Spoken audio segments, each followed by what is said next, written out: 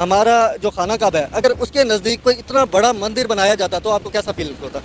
ये हमारे दिलों के साथ खेलने वाली बात है ना। जब यहाँ पे अयोध्या का बना है, साथ यहाँ न्यू जर्सी के अंदर ये बाप वालों का मंदिर यहाँ भी बना था, न्यू जर्सी के अंदर 27 एकड़ जमीन के ऊपर जो कि गिफ्ट की गई थी, उसके ऊपर वो मंदिर बना है। 27 एकड़ लैंड के ऊपर अबू धाबी के अंदर जो है, यूएई के अंदर जो बन रहा है।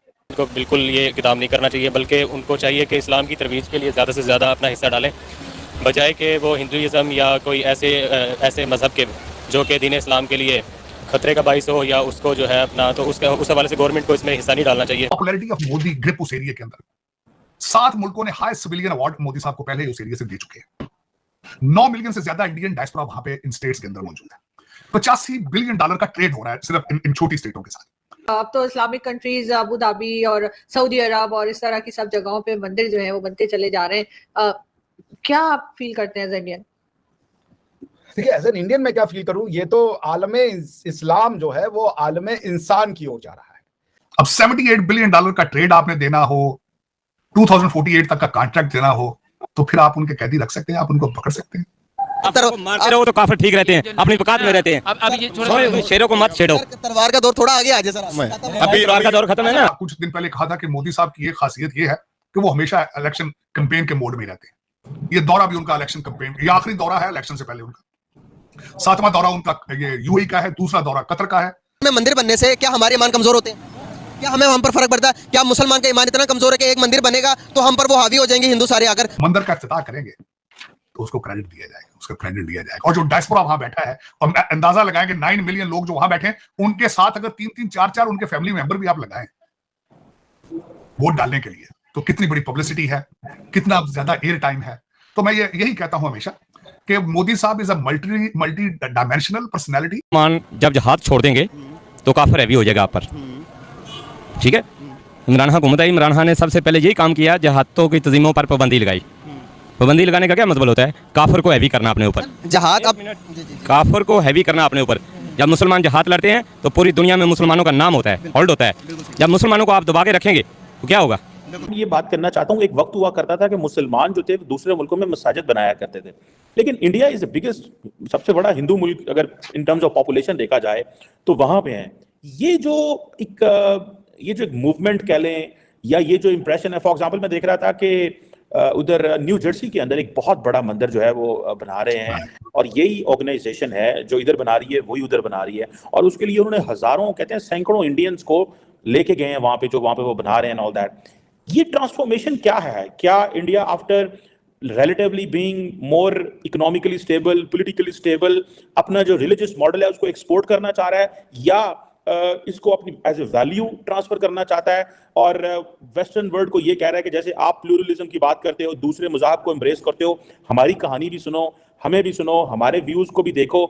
जैसे फॉर एग्जांपल राम मंदिर की बात हुई तो मॉरिशस, नेपाल, अभी मैं देख रहा था श्रीलंका का जो राजापक्सा फैमिली का एक बंदा है वो आया हुआ था उधर, उसने विजिट किया है। सो ये जो ड्राइव है कि पहले मुसलमान मसाजिद बनाया करते थे जैसे पाकिस्तान में, ये पूरी के पूरे प्रोजेक्ट्स हुआ करते थे।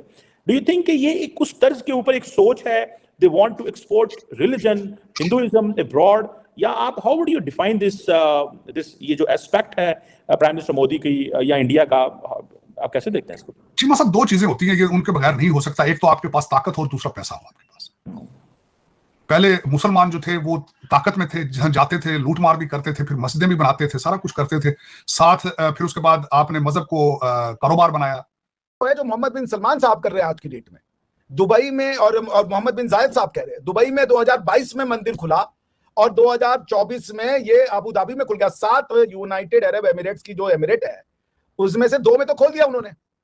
तो वो तो भाई अब ये देखिए ना, ये जो मूर्खों का इस्लाम है उनके लिए मोदी का जो यार है वो गद्दार है, और जो अरबों का इस्लाम है उसके लिए मोदी हमारा यार है, मोदी हमारा दोस्त है, तो बहुत बड़ा ट्रेडिंग पार्टनर है हम। वो they are son of soil. आप देखिए, अगर आप इसको कंसेप्चुअली समझिए, अगर आप ये कह रही हैं कि प्रॉफिट मोहम्मद ने एक उम्मत चलाया, तो आपको ये भी कहना पड़ेगा कि प्रॉफिट मोहम्मद ने एक उम्मत खत्म की। जो उम्मत खत्म की वो अरबी थी, और जो चलाया वो मुसलमान बने वो लोग। लेकिन अरबों ने अपनी उम्मत नहीं छोड़ी, वो आज भी अरबी कहते हैं अपने आप को, एंड प्राउड अरबी कहते हैं भाई। तो ये कॉन्सेप्ट आपके आप है कि पाकिस्तानी है पर इंडियन नहीं है। तो एनीवेज, कमिंग थिंग शॉर्ट, तो ये जो हो रहा है, मंदिर जो बन रहा है, इसका सारा श्रेय मैं दूंगा मोहम्मद बिन जायद साहब को। उन्होंने एक बहुत प्रोग्रेसिव आउटलुक दिखाया। मैं इसका श्रेय दूंगा मोहम्मद बिन सलमान साहब को, जो कि एक प्रोग्रेसिव लीडर है, जो कि वो करने की कोशिश कर रहे हैं जो मूर्खों का इस्लाम उनको नहीं करने देता। लेकिन चूंकि वो अरबों के इस्लाम को यूज कर रहे हैं तो वो प्रोग्रेसिव पाथ की ओर जा रहे हैं, और सिवाय अरबों के ये कोई कर भी नहीं सकता। सो हेड्स ऑफ टू मोहम्मद बिन जायद, रूलर ऑफ दुबई, और अबू धाबी के भी जो रूलर हैं उनको भी मेरा हेड्स ऑफ, और मोहम्मद बिन सलमान साहब को भी, कि वो लोग चाह रहे हैं कि अब हम आलमे इस्लाम से आलमे इंसान की ओर चले। तो ये सफर शुरू हो चुका है, अब इसको रोका नहीं जा सकता। इंडियंस इतनी बड़ी तादाद में वहां पे मौजूद हैं that they have already win the people of United Arab Emirates with the work, और वो समझते हैं कि ये हमारे लिए एक इंपॉर्टेंट चीज है। आपको इस चीज का भी पता होगा कि प्राइम मिनिस्टर मोदी कतर भी जा रहे हैं, and he is going Qatar just for one thing, to say thank you to the Thani family. और उनको ये शुक्रिया इसलिए अदा करना पड़ रहा है, जैसे कि हमने पहले जिक्र किया था कि 8 जो इंडियन नेवी के लोग थे उनको रिहा किया गया था। लेकिन पहले on this prime minister Modi का जो यूएई का जो विजिट है, 27 एकड़ के अंदर ये इतनी एक डेलिकेट जिसे कहते हैं ना, वो कहते हैं ना कि वो कार्विंग की गई है। अगर आप इस मंदिर को देखें तो जस्ट लुक कि वो क्या उन्होंने उसको जो उसका जो आर्किटेक्चर है उसको किया। और ये इसका आपको पता है 2015 में ही ये वो किया गया था, फैसला किया गया था, और उस वक्त ज़मीन भी दी थी उन्होंने। और ये एक जिसे कह लें कि ये एक कल्चरल आउटरीच है, ये एक रिलीजियस आउटरीच है, ये एक सिविलाइजेशनल आउटरीच है इंडिया की, जो कि that is reaching in UAE. अब एक तरफ तो प्राइम मिनिस्टर मोदी वहाँ जाएंगे, मिलेंगे, रहेंगे, सारा कुछ होगा, और दूसरी तरफ जैसे मैंने कहा ना कि कतर भी जाएंगे। लेकिन with all that interactions which you can see between India and UAE and between India and other middle eastern countries, I personally feel कि पाकिस्तान की वो जो एक रीच हुआ करती थी अब वो ख़त्म हो रही है या कम हो गई है। क्योंकि पाकिस्तान को ना तो एक तो क्राइसिस एट होम इस तरह का है कि जो लीडरशिप है वो अपनी लेजिटिमेसी को एक्वायर करना चाह रही है, और मुसलसल अरब वर्ल्ड पाकिस्तान को एक ही मशवरा दे रही है कि घर में अपने मामला ठीक करें। अगर आप अपने घर में मामला ठीक नहीं करते, the things are not going to be in your favour. और इस चीज़ को शायद मैं समझता हूँ कि हमारी जो आधी पॉलिटिकल क्लास समझती है और आधी नहीं समझती। एक तरफ आप इमेजिन करें कि जैसे कहते हैं ना कि आधा मुल्क ये समझता है कि हाँ हमें ये पॉलिटिकल स्टेबिलिटी होनी चाहिए, लेकिन आधा मुल्क ये समझता नहीं, हमें कुछ ज़रूरत ही नहीं है इसके लिए एक ख़ास किस्म का माहौल होना चाहिए। अब ये अमीरातीज़ भी हमसे तंग आ गए हैं, सऊदीज़ भी तंग आ गए हैं। इंडिया और यूएई एक comprehensive economic partnership agreement already कर चुका हुआ है, जो कि 1 मई 2022 से है, ठीक है जी।